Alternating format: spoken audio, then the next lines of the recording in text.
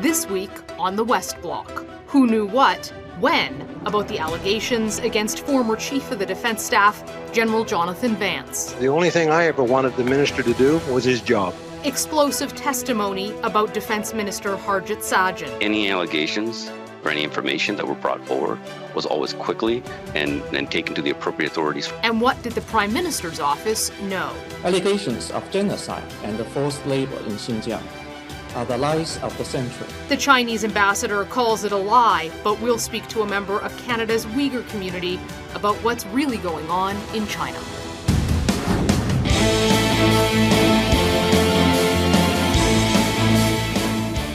Hello and welcome to the West Block. I'm Mercedes Stephenson. Questions continue to swirl about the allegations of sexual misconduct in the military and what the government is doing to fix the problem.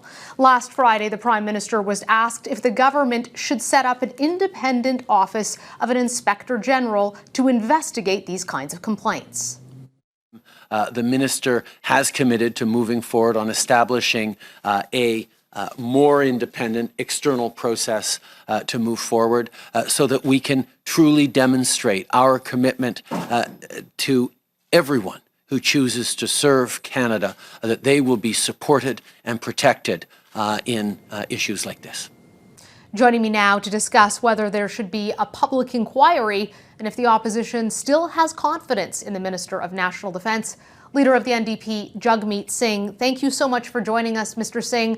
I'll start by asking you, after what you heard this past week at the committee, do you have confidence in Harjit Sajjan as the Minister of National Defence? I have serious concerns, and this doesn't stop at the minister. This goes all the way to Justin Trudeau. What we're seeing is really an erosion of the trust that Canadians have, but particularly that the armed forces, the people that serve our country have.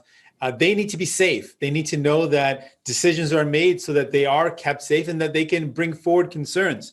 All of these things are in question. And finally, there seems to be a pattern here where the Liberal government as a whole continues to make bad decisions with respect to vetting, whether it's the Governor General, when there was clear allegations of improper conduct in the past with staff in terms of harassment, and then the allegations and how long they continued for at Rideau Hall. Now with the military and this Liberal government's inability to vet out a problem and respond to problems, both of those are deep concerns. Do you think that Minister Sajjan should have looked at the evidence that Gary Walborn says he was trying to hand him? If you were the Prime Minister and this was your Minister of Defence, what would your expectation be? That there's follow-up. There's no way something as astounding and as serious as that testimony was just shocking. That evidence was brought forward and presented, and there seemed to be an unwillingness to do anything with it. So far from what we know, it looks like there was this case of the hot potato. No one wanted to look at the evidence when that's what everyone should be doing, trying to get to the bottom of this, making sure that people are safe, making sure allegations are pursued or investigated. That is the job, to hold the safety of the people who serve to the highest importance and make sure any allegations are investigated and taken seriously. That does not look like either the Prime Minister, Justin Trudeau, or the Defence Minister did that. Now, the Liberals say that they passed this on to the appropriate authorities, Privy Council office, to investigate. They didn't do anything with it. They said they couldn't find any evidence to look into it. Do you think that somebody should have told the Prime Minister? Absolutely. At the end of the day, the Prime Minister is responsible to make sure the leadership ends with him in this case. And Justin Trudeau should have got to the bottom of this. These allegations should have been pursued. There seems to be massive breakdown here, but there's no way the Ombudsman bringing forward really clear testimony that there was evidence that was raised and that was nothing done. There has been a series of failures here, but really at the end of the day, the responsibility lies at the top. Justin Trudeau needs to make sure any of these allegations are being followed up, that there's the right mechanisms in place. I don't accept that it stops with the minister. It goes right to the top. And Justin Trudeau has to be responsible for making sure any allegation of harassment is followed up on, people are kept safe, and that people feel comfortable bringing forward their concerns. Big news for the government 2 weeks in a row on getting AstraZeneca approved and then the Johnson & Johnson vaccine, more vaccines coming after that initially stalled rollout. You had said that your party would not go to an election during a pandemic. What are you thinking in terms of election timing here? Does the influx of vaccines change your willingness on calling a spring election? My focus remains the same. I want to see everyone in our country vaccinated. That has to be the priority. People are worried. They've been in a lockdown and in the pandemic for so long now. We're over a year, and people want to know that there's a way out. And that light at the end of the tunnel is the vaccine, and that's our focus. It has to be getting everyone vaccinated. I don't believe it's the right thing for Justin Trudeau to be angling for or strategizing around an election. The sole focus we have to be giving all of our attention to is getting everyone vaccinated. And that's what I'm going to focus on. I've made the commitment while we're fighting this pandemic, our goal will be to get everyone vaccinated, not to try to find a way to go to an election. I hope Justin Trudeau does the same and focuses on getting everyone vaccinated first. Jagmeet Singh, NDP leader, thank you very much for joining us today, sir. Thank you very much. It was my pleasure. Thank you. Up next, explosive testimony, contradictions, and questions left unanswered. Key members of the Defense Committee on their probe into sexual misconduct in the armed forces.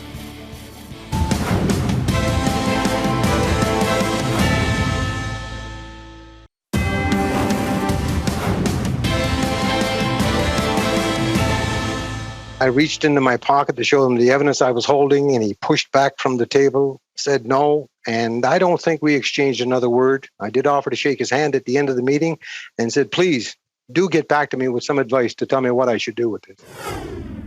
That was former military ombudsman Gary Walborn when he says he tried to hand the defense minister, Harjit Sajjan, proof of the allegations of alleged sexual misconduct by then Chief of the Defense Staff, General Jonathan Vance. Members of the Defense Committee are now calling to expand their probe into the alleged sexual misconduct in the armed forces. Today, I'm joined by members of that committee, NDP MP Randall Garrison, Conservative MP Leona Alislav, who served in the armed forces, and 31-year military veteran Liberal MP Karen McCrimmon. Thank you all for joining us today. Karen, I'd like to start with you. You're here representing the government on the show today. We're hearing from the former ombudsman that the minister physically pushed himself back from the table, put his hands up and said no when he tried to hand him evidence of alleged sexual misconduct against General Vance. The minister appears not to have told the Prime Minister. The minister has said he disagrees with elements of Mr. Walborn's testimony, but he hasn't said what. I think a lot of folks at this are looking at this and they're wondering, is this the standard that we should expect from a minister of the Crown, to refuse to look at evidence, to not call the Prime Minister, to not take any action personally? Well, I think that's an incorrect assessment of the situation. I think the minister did take action, and you can tell that he did because even the ombudsman said that the PCO, the Privy Council office, called him the very next day.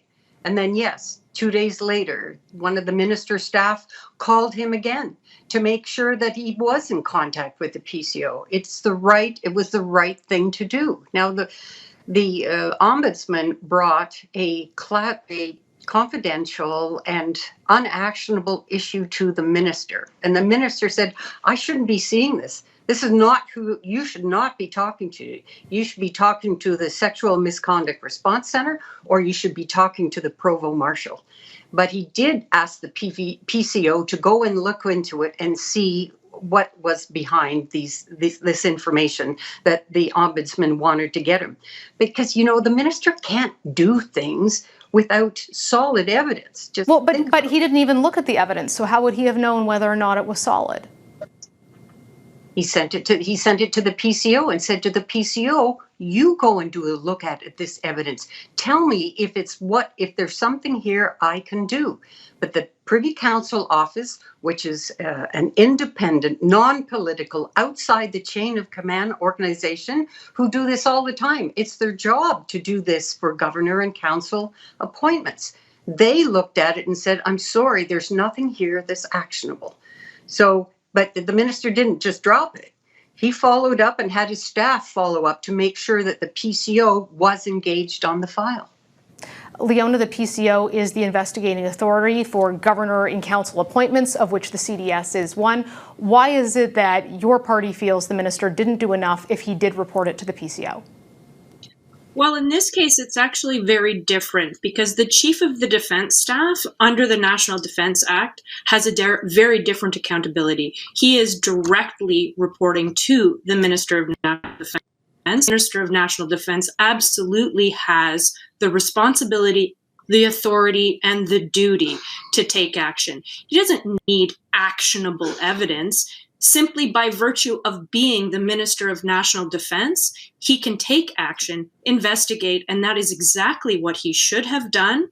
It's his sworn oath to do so, and he chose to turn a blind eye. Randall? Well, let's look at this from the point of view of those who have complaints to make. And what's clear is that there was no effective action.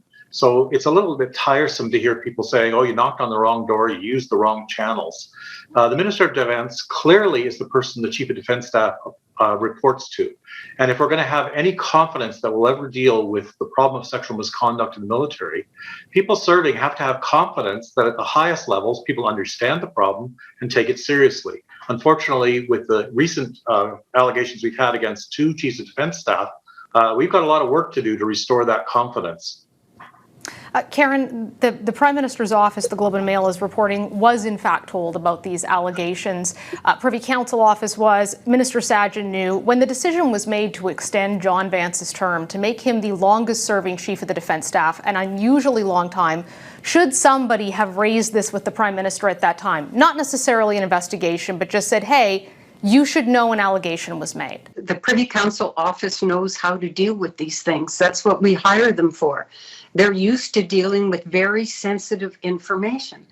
But you cannot, as a senior officer, go off and start doing things and ordering investigations. Like as a squadron commander, I knew I had the power to call a summary investigation, but I also knew that that power was limited and I couldn't use it for a code of service discipline and I couldn't use it for a criminal matter. And I think it's the same goes with the further up the chain you go. So he used the mechanisms that were available to him, and that was to send it to the PCO for them to do an investigation. They did they looked into the matter and they said there's nothing here that we can use. And we don't really know how they determined that because we have asked them and they won't answer us on how that decision was made, what policies they used, what they determined. It's kind of a black hole right now. But Leona, I know the committee that all 3 of you sit on are looking into this. You're meeting tomorrow. You want to see this probe expanded. Who else do you want to call? Are you going to call John Vance? Are you going to call members of the Prime Minister's staff? Who else is it that you feel you need to hear from at this point? Well, that certainly is the decision of the committee, but we believe that the investigation needs to be much broader. It needs to be much more thorough. We have a responsibility not only to service members, but to Canadians to ensure that the honor and integrity of the Canadian Forces and the values for which it and Canada stands are protected. Our job as parliamentarians is to ensure that we do the best to make sure that that happens. So yes, we need to hear from anyone that was involved, but most importantly, we need to understand why the minister chose not to act and if this in fact is the Prime Minister's standard to which he holds ministers. It was the authority and the responsibility of the minister. The buck stops with him. He chose to turn a blind eye, leaving men and women in uniform in doubt as to whether or not we can achieve a harassment-free workplace and whether or not those who were complicit and have allegations against them will be held accountable. Randall, who is it you think the committee needs to hear from to get to the bottom of this? Well, I think, officially we're done with this study, so the committee has to expand the study for 2 reasons. One, we now have the current Chief of Defence Staff who has been suspended while under investigation. So I'd like the minister to come back and tell me why this didn't happen in 2018. It looks like a similar circumstance, unfortunately. And then, of course, the minister sat in front of us and told us that he was as surprised as anyone to learn of allegations in 2021, when it's now very clear after the testimony of the military ombudsman that he knew about allegations in 2018. So I think the minister has a responsibility to come back and explain the discrepancy between his previous testimony and that of the military ombudsman. Karen, do you think that the minister needs to come back so he can explain? He said he disagrees with elements of the testimony, but we don't know what those are. Yeah, there's no trouble. I don't think there's any trouble with having the minister come back, to tell you the truth. And I just need to correct a statement. The current CDS was not suspended. He stepped aside voluntarily. So there was obviously some evidence or something that was actionable that made him decide to step aside voluntarily. So, but it's all about making sure the process is right. And if you look at the testimony we've had at the last 2 weeks in the committee, we have had brilliant ideas about how we go about fixing this for the people of the Canadian Forces. I think there's still a lot of questions and accountability in all of this, and there's questions, as you raised, Karen, for women who are coming forward now, and we're hearing from them, who are prepared, that they want to know there is going to be a mechanism in place, a system in place that they can trust will not see them punished for coming forward, and that will actually be independently investigated. Lots more to talk about here. That's all the time we have for today, so thank you very much to our 3 MPs from the National Defence Committee for joining us. Up next, the Chinese ambassador calls it the lie of the century. But we'll speak to a member of Canada's Uyghur community about alleged human rights abuses in China.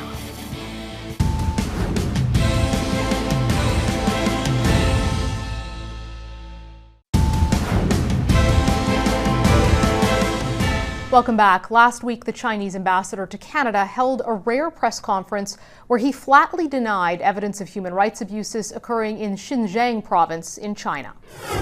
Allegations of genocide and forced labor in Xinjiang are the lies of the century.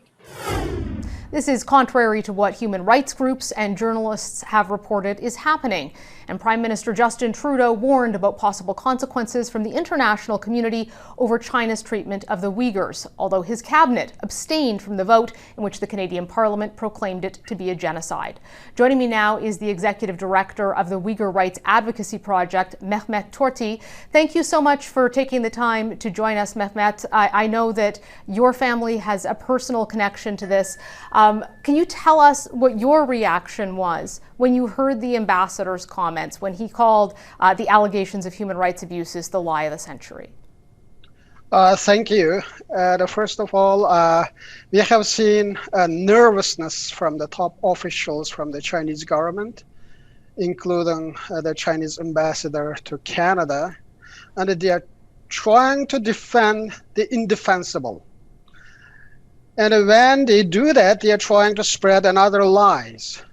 And I understand that they failed miserably and they are unsuccessful to defend their systematic crime with distortion.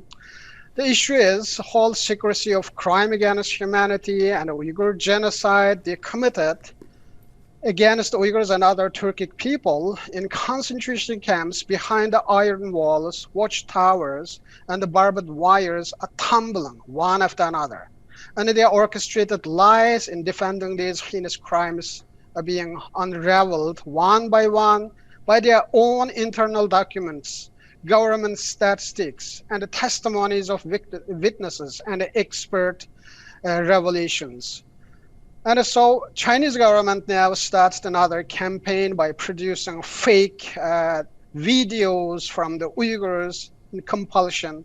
They're trying to send a message that everything is okay for Uyghurs in East Turkestan, or what they call it Xinjiang Uyghur Autonomous Region. But things are not okay. And since October 23rd, 2016, I cannot communicate with my mother and the 37 of my other relatives and the tens of thousands of Uyghurs living abroad. They are holding their family photos, their photos of their parents, siblings, close relatives. They are asking the simple questions from the Chinese authorities. Where are my families? And I'm asking that question, where is my mother? Where are my family members?